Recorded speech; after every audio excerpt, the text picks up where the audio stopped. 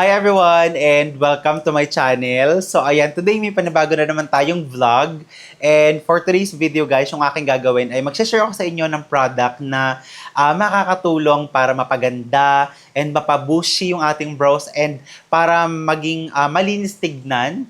Nakita nyo man dyan sa title or sa thumbnail, itong product na ito ay makakatulong para maging fresh tayo yung tignan, mas malinis. So na-try ko na siya ng madaming beses. I want to share with you na talagang this product ay makakatulong para mapaganda yung ating kilay. Okay? So ang dami kong sinasabi, simulan na nga natin. And ito nga yung product na i-share ko sa inyo. This is the Sis Lady Lasting Waterproof Eyebrow Styling Gel. And I got this TikTok for only 120 pesos. So it's like a mascara. So you can see, this is the wand.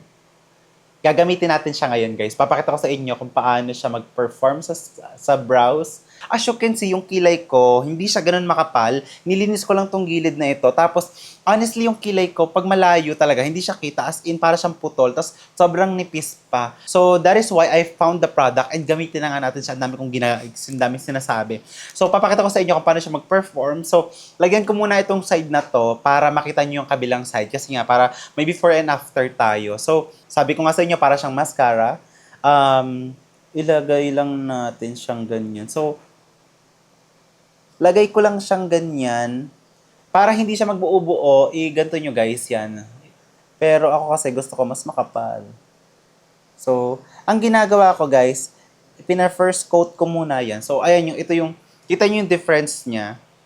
Diba? Medyo kumapal na siya. Tapos yung hair strand niya, nalalagyan talaga ng product.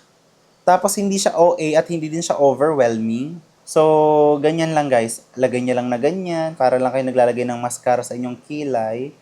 And depende sa inyo ha. Depende sa inyo if gusto niyo yung mas makapal. Tapos pa, this is waterproof. Kailangan ko talaga mag-double cleanse. Tapos linisin ng ayos yung kilay ko para really ma-remove yung product. And very long lasting to kapag nilagay. Hindi siya nagkakayat-kayat kapag mabanas or mainit kapag umulan. It stays there. So once nalagay niyo, yun na yun. Okay? So, this is the first layer. Kita nyo, may konting difference na siya. So, depende sa inyo kung gaano kakapal yung paglalagay nyo. Pero ako, I like to double coat. Ayan guys, double coat nyo lang.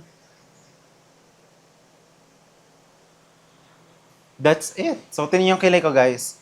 From this to this.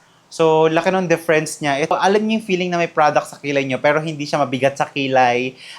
Kita niyo na may product, maayos, malinis, hindi siya nagkakayat-kayat.